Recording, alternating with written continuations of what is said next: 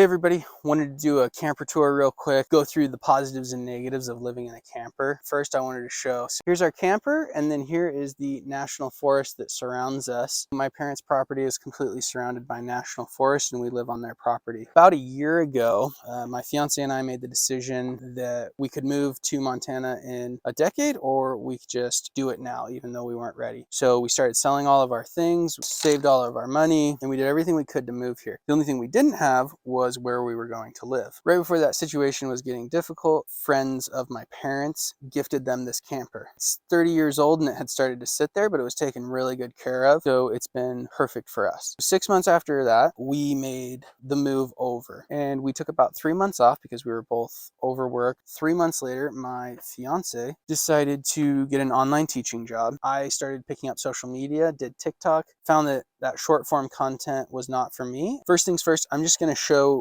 quickly what the camper is like, and then we'll sit down and talk about the positives and negatives of living in a camper. Okay, coming in, we've got our little dog Bear, and then this is to keep everything dry from the snow. We have my favorite part of the entire camper, which is the office. We've got the couch and the TV, and then coming in more, we have our refrigerator, stove, storage, water, everything.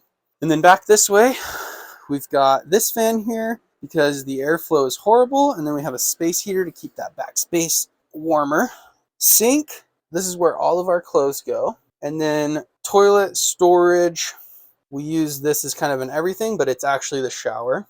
The bed itself with more storage, and there's storage underneath, but I won't open it because we put a heavier bed on here and it's extremely difficult to get into. Now that I've shown the camper, I would like to go over some positives and negatives for living in the camper. Moisture can be a big problem in the winter.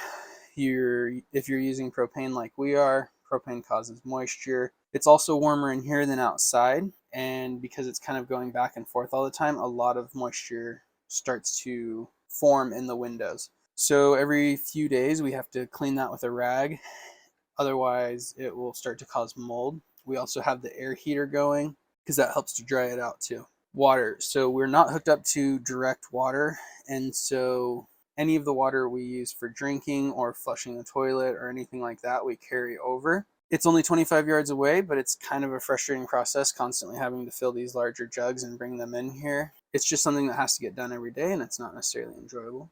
Since it's a preset space, you may find that a camper just doesn't work for you. That's been the case for us. The things that we do the most and concentrate on are not necessarily highlighted in this space. And like right here, there's a microwave. We never use a microwave, but it takes up that entire space.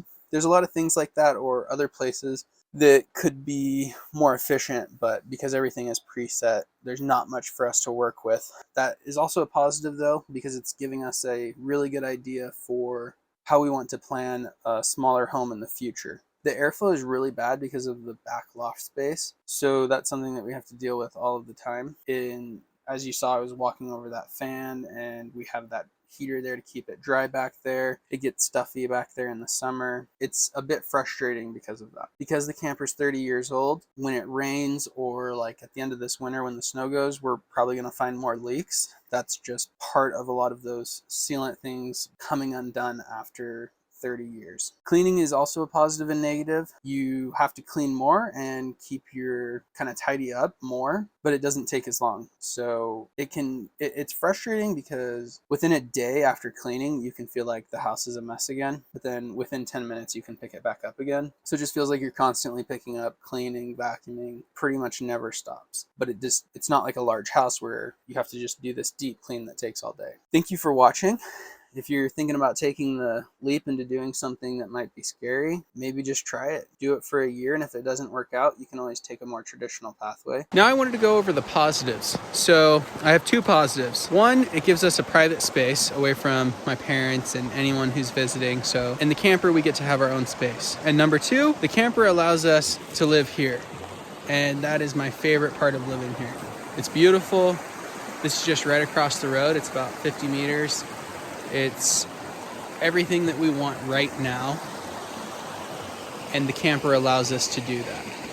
Thank you for watching. If you enjoyed this video, please give me a like. If you enjoy this type of content and you'd be interested in more, please give me a follow. Thanks for watching.